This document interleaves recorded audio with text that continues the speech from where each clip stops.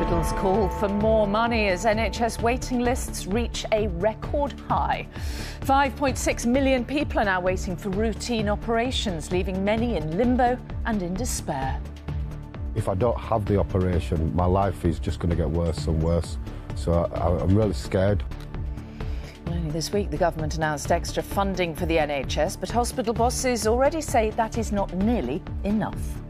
So tonight, Rio on racism. Ferdinand tells a parliamentary committee of the abuse black footballers face. Well, it just feels like living in a slum, and I just simply don't know what to do. Not fit for purpose, a damning verdict on the inhumane housing too many are forced to endure. And early promise, Emma Raducanu's teacher on a special little girl destined for stardom.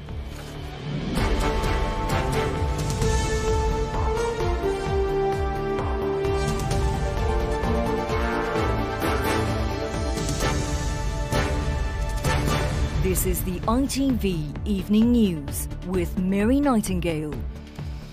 Good evening. There was another alarming reminder today of the huge and growing NHS backlog, with waiting lists in England now at their worst since records began. More than 5.5 million patients were waiting to start hospital treatment at the end of July.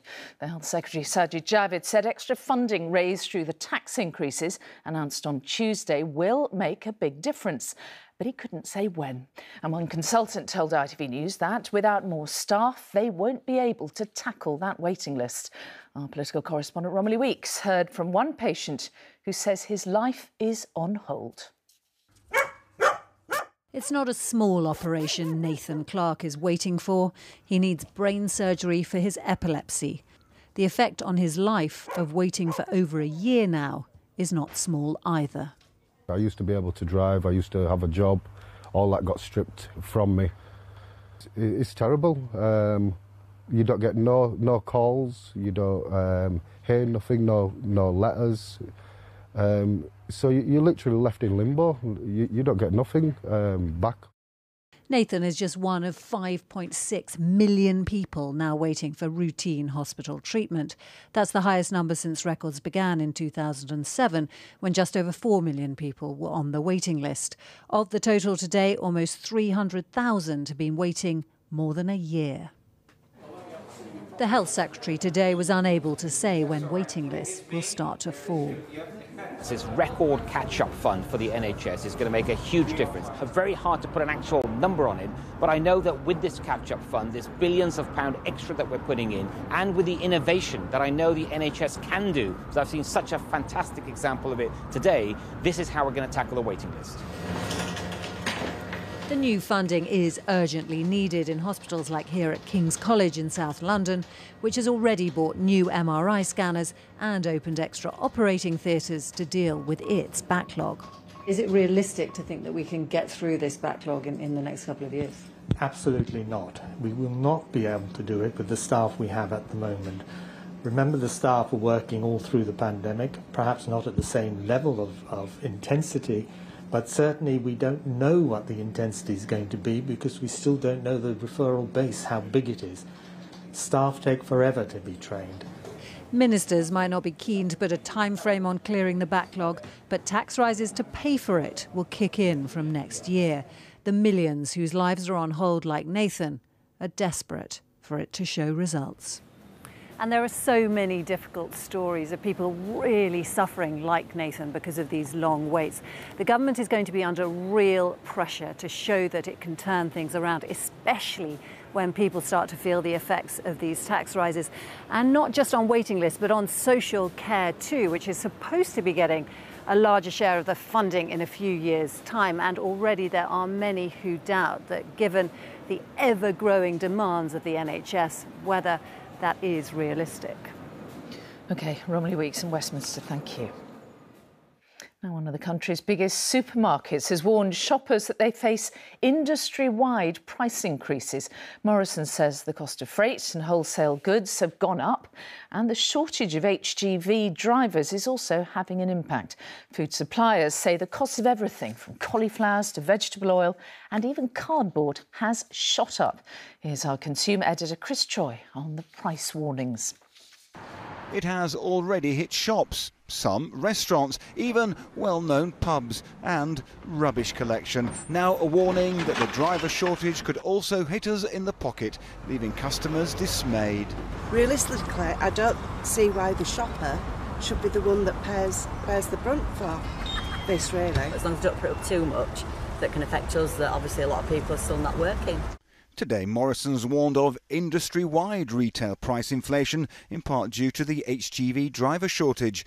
The main trade body for retailers has also said higher prices loom, and a leading retail consultancy is warning of more shrinkflation, where pack sizes get smaller. The price of somebody's average basket, I think, is going up markedly at the moment, and I think those prices will only accelerate as the supply chain issues bite and we get towards the busy Christmas trading period.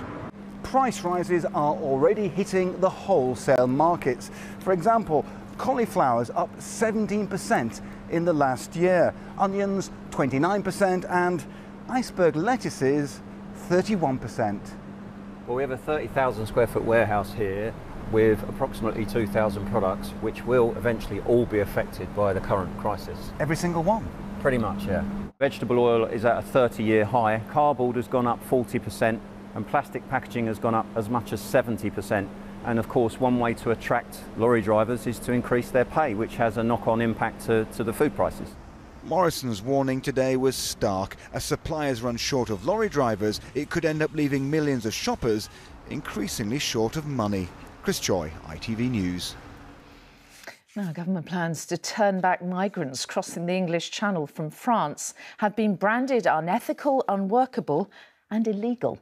The Home Secretary Priti Patel has reportedly backed tactics which would allow Border Force to send the dinghies and boats back. Now, that followed a meeting about the migrant issue with her French counterpart yesterday. And Juliet Bremner has more.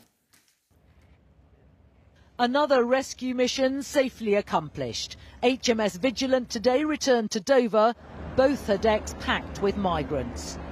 It's a daily ritual the Home Secretary is determined to break by forcing back the dinghies used to make these dangerous crossings, even though unions insist that will be practically impossible.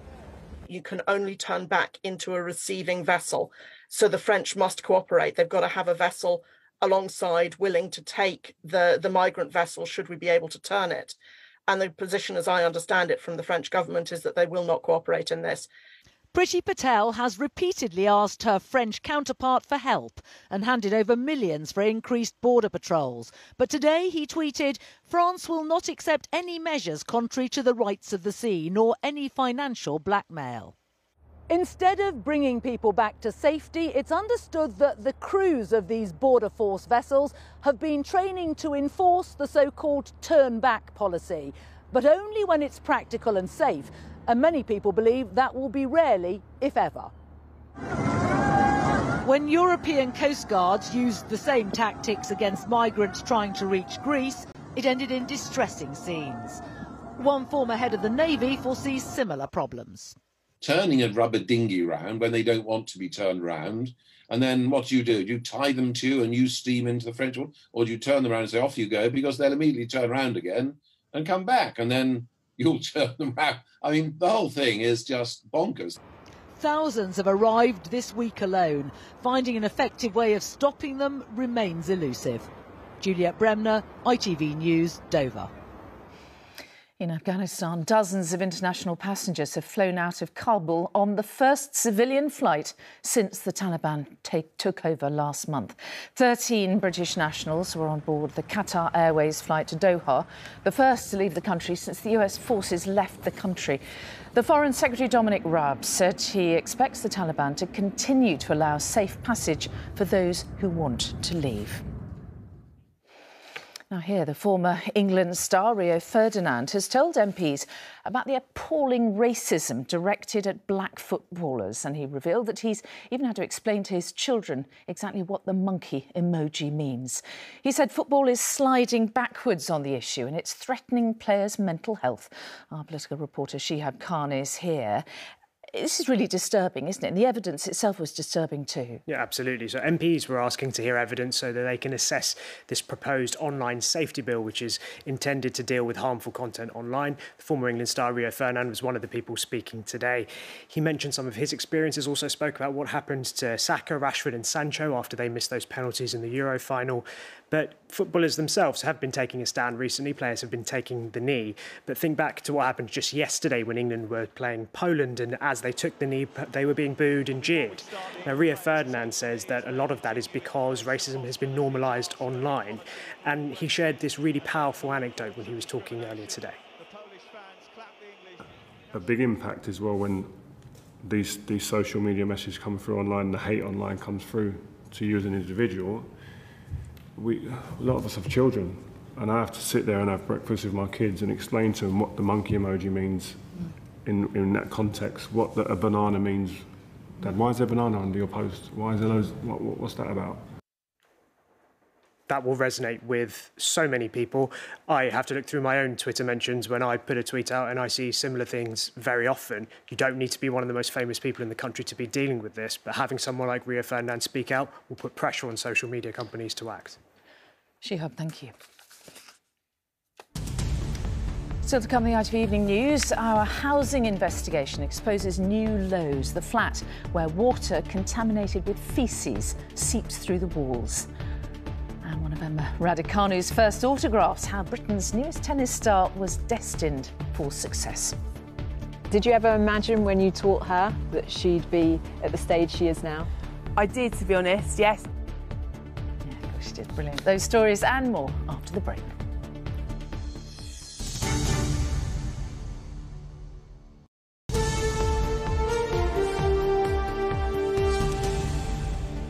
And welcome back. Britain's biggest provider of council housing has admitted to ITV News that many of its homes are not fit for purpose. Birmingham City Council says it simply doesn't have enough houses to satisfy demand. It is not alone, and a 6-month investigation by ITV News has discovered poor housing conditions right across the UK. The most shocking example we found was in London, where a council tenant was forced to live in a flat drenched with water, contaminated with faeces. Our political correspondent Daniel Hewitt has a special report on Britain's housing scandal. In this dark, damp, dangerous flat, Mehdi Sheikh feels he's no longer living, but surviving.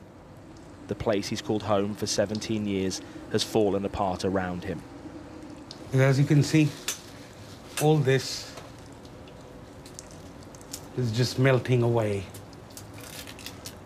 The walls have turned black, caked in mould. The floors drenched by water that pours relentlessly from ceilings above. I mean, this is just soaking wet. Yes, they get squeezed out twice a day. For 6 months, Mehdi has repeatedly reported leaks in his South London flat to his landlord, but they've repeatedly failed to fix it. How does it feel living in this? Madness. Well, it just feels like living in a slum, and I just simply don't know what to do. Mehdi already suffered from chronic back and leg pain, which affects his mobility. But the conditions here mean he now has to also rely on a respirator. I am literally on the verge of nervous breakdown. The water, it's almost about to hit the electric socket board soon. But nothing has been done. We had tests carried out on the water leaking into Mehdi's flat. The results indicated it was significantly contaminated with faeces. In a statement, Lewisham Homes apologised to Mehdi for the condition of his home and said despite attempts to resolve the leaks, the service he's received has been unacceptable. Lewisham's own independent inspection of the flat found the conditions were unfit for human habitation. Mehdi has now been placed in temporary accommodation. Mehdi's case is extreme but not unique. For 6 months, our investigation has found families across the country living in poor quality social housing, including in Birmingham, where we met tenants suffering from constant leaks. Here, Where the City Council provides the most council housing in Britain, repair teams say it's a constant battle to maintain ageing buildings. We have buildings that we maintain that are over 100 years old. There's only so much you can do. It's old stock, it's old pipes, just a lack of money that's been put into it. People on waiting lists. And the council says it has nowhere near enough suitable homes to meet demand. I think it's worrying that we have people that are living in properties that are not fit for purpose, and I think it's also worrying that we have a huge amount of people across this country that are living without a permanent home. More than 1 million households are on the social housing waiting list in England alone. There are nowhere near enough homes for them, nor will there be anytime soon. Councils and housing associations are left to make do with what they have, and it's tenants paying the price when what they have is left like this. Daniel Hewitt, ITV News. And you can see more of Daniel's work exposing poor housing this weekend in a special documentary, Surviving Squalor, Britain's Housing Shame. And it's on Sunday night at 10:15 here on ITV. COVID vaccine passports have been given the go-ahead in Scotland from October in the last hour. MSPs back the controversial scheme, which requires people going to nightclubs and other large events to show their COVID vaccination status. Costa Coffee has announced a 5% pay rise for all its 14,500 staff across the UK. It's to thank them for their hard work during the pandemic. It's also recruiting 2,000 new workers to help meet demand. And the mobile phone provider Three is the latest major network to reintroduce roaming charges for customers travelling to Europe. Fees will start in May next year. Vodafone and EE have already made similar announcements. Now, England's new women's football manager has told ITV News she wants her players to become role models. Sarina Wiegman will have her first game in charge next week in a World Cup qualifier. She says the players can be world beaters and she hopes they can have just as positive an impact off the pitch. She spoke to our correspondent, Rachel Younger. England is going Dutch.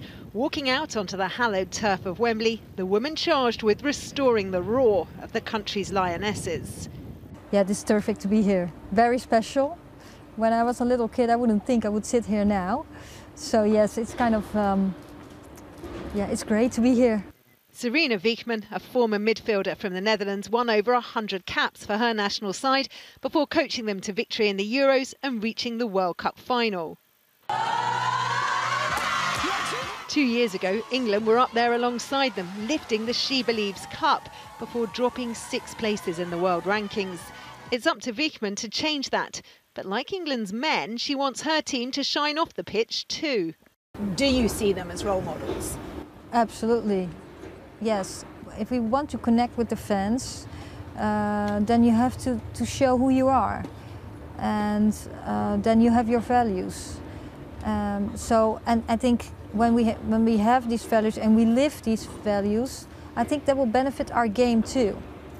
It's just over a week until England take on North Macedonia in their opening World Cup qualifier.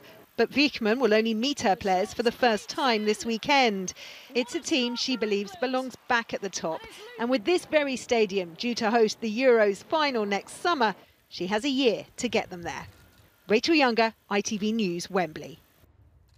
And finally, to another sporting role model and the extraordinary rise of tennis star Emma Raducanu. The British teenager has made it through to the semi-finals of the US Open. And her sudden success there hasn't come as a surprise to everyone because one of Emma's earliest fans was her teacher at primary school. She told Rebecca Barry about the making of a star. Dear Miss Catchpole, thank you for all your help and everything. I enjoyed all your lessons. Love from Emma. One of her first autographs. You must really treasure this. I really do, yes. Even at 6 years old, her teacher knew Emma Raducanu was special. She was an absolutely delight to teach. She was always a very shy girl. She was very serious, very determined to achieve well, and she was a very bright pupil. And did you ever imagine when you taught her that she'd be at the stage she is now? I did, to be honest, yes. I made sure I kept this, and it'll be very special to me. The teenagers powered her way to the final 4 of the US Open. Her parents can't be there because of travel restrictions, but in some ways, she's like any 18-year-old. I haven't actually called my parents for quite a while. Yeah, yesterday, like the day before, they were ghosting me, and like now, I mean... The Cinderella story continues. She seems to charm everybody. Not only is she just technically very sound, she moves beautifully, but she connects with the public, and there is a real sense of being a great communicator with the fans. Nice serve. Back at her school in Bromley, they have an unbeatable role model. She's just such an inspiration. Perhaps you're going to be a superstar one day, do you think? Yeah, I think I might be one, but I'm not extremely sure. They might not be allowed to stay out late enough to watch tonight's match, but no doubt there'll be plenty more. Rebecca Barry, ITV News. And best of luck to Emma later tonight. That's it for now. Julie's here with news at 10 from me and all the team here. Bye-bye.